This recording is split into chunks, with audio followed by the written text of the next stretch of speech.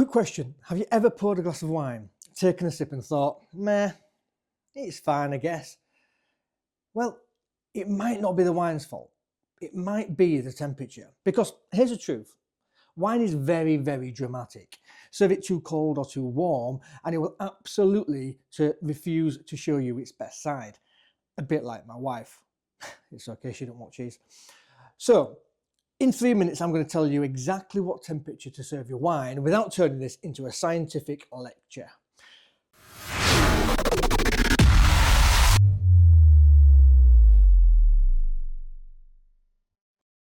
White wine, not ice cold, please, okay?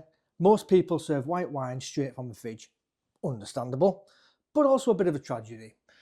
Ice cold wine loses aroma and flavour. It's like muting your favourite song. Sweet spot, 7 to 10 degrees Celsius. Easy trick, take it out of the fridge 10 to 15 minutes before drinking.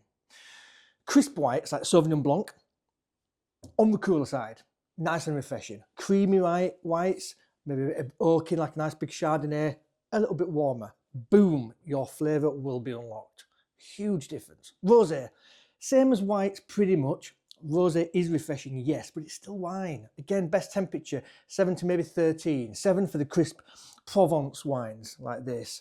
Okay, and if you've got like a big Grenache or a Primitivo like this, I'd go for a bit more warmer, edging on to 13. Really enhances and gives it a bit of body. Okay, so again, 10 minutes out of the fridge before serving. Perfect patio vibes. Red wine. Room temperature, huge lie. This one's a big one. Room temperature does not mean your modern heated 22-degree living room. This advice came from the drafty European castles. Most reds taste way better, slightly cool. Ideal range, 15 to 18 degrees Celsius. If your red feels warm to the touch, it's too warm. Why? Well, as temperature increases, ethanol becomes more volatile. So the alcohol evaporates and hits your nose harder. Your brain interprets that strong alcohol vapor as like heat, harshness, and this boozy taste. Wine aroma compounds are also more volatile at high temperatures. So here's the catch. Delicate aromas like red fruit and flowers blow off quickly.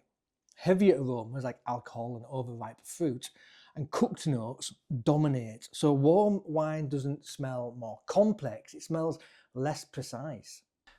Tannins don't increase in quantity with the heat, but your perception of them changes. So when wine is warm, the alcohol enhances the tannin harshness. The bitterness becomes more noticeable and structure feels coarse instead of smooth. And that's why warm wine can suddenly feel drying and astringent, kind of aggressive. Same tannins, just very different experience. Basically, stick it in the fridge 15 minutes before drinking and you'll thank me later. You like reds such as your Pinot Noirs and Gamay like Beaujolais, a little bit cooler, and they can be slightly chilled. Big bold reds as your Cab Sav, Syrah, big American Zinfandels like this, a little bit warmer, let that flavour come through.